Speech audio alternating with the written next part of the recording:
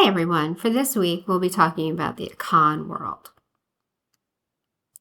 So the Akan people have long resisted the Islamic faith, but they have assimilated technologies, art forms, motifs, and styles from the Islamic North.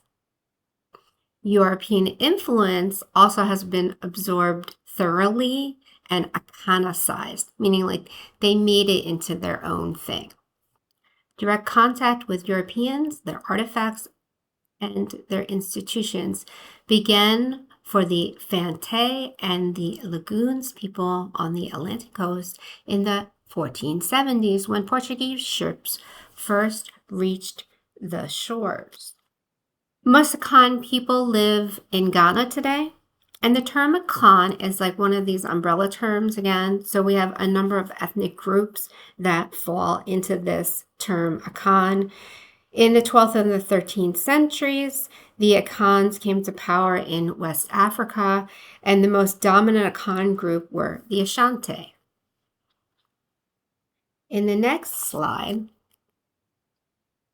I have two quick videos that you can watch to get some more information about the Akan ethnic group and then about the Ashanti Empire. The next thing I'm showing you here are state swords. And on these state swords are cast gold symbols, let's call them. And for example, I have here a crocodile and a snake. Okay. And what we have in Akan art are distinct features of the Akan culture. And these are visual motifs, and they have verbal expressions. They're linked to proverbs, and the proverbs are going to tell you how to live your life within the society. Until very recently, the Akan were without a written language. Akan arts include a repertoire of several thousand of these visual motifs, from abstract symbols to representational objects and scenes. Each motif is associated with one and often more verbal forms, sayings, or proverbs. For example, we have a spiral shape, which recalls a ram's horn and means slow to anger like a ram, but unstoppable when aroused. Another example I can give you is you see this head here. So the head stands for a defeated and decapitated enemy. Nearly all forms of Akan art have evolved to include one of these visual symbols. And they're almost always cast in gold. And then in this case, they're attached to a state sword. The next image I'm showing you is of the king seated on his throne. And then next to him is another throne, and you can see that it's actually elevated higher than him. And on that throne is the golden stool. And this stool is not like a stool that we think of. This is a very particular spiritual stool for the Akan people. The most famous African throne, in fact, which it has never actually been used, it's never been sat on, and it's called the Golden Stool. Displayed on its own chair, oral tradition recalls that it came into existence around 1700 during the rule of the first king. The legend is that it came from the sky. It fell out of the sky onto the lap of the king.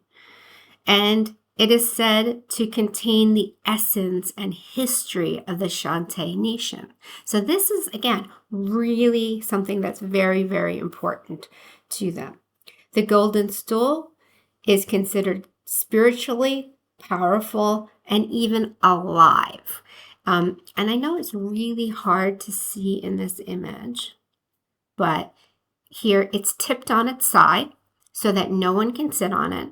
It's carved out of wood and then covered in gold, and it has bells on it as well. In the notes, I have a Art Smart video that goes through some of the different images with the proverbs and also talks about this stool. We can compare it to a chair like I'm showing you here, which if you look at it, looks very European, right? In the way that it is created. So this is when they take the European designs and they like iconicize them. They are putting their own motifs, their own designs on them, but incorporating the European design as well. So the style of the chair is very European, and it has brass tacks on it, which were imported from Europe and were considered luxury goods. So next I show you a linguistic staff. So southern and central Ghana and the Ivory Coast have been ruled for several centuries by highly stratified kingdoms that use elaborate symbols of status. Among the Fante and the Akan, high-ranking advisors to the king called linguistics carry golden staffs in royal processions. These staffs often have carvings at the top illustrating proverbs or messages from the king to his subjects.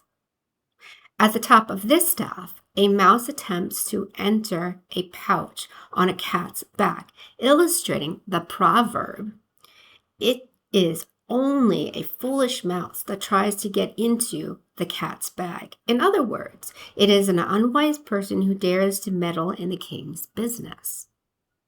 The technology of lost wax casting came from the Western Sudan into the northern Akan areas during the 14th and 15th century. And I think I mentioned this before, that the concept of lost wax, or the knowledge of lost wax, is very important that we realize that this was independently invented in West Africa.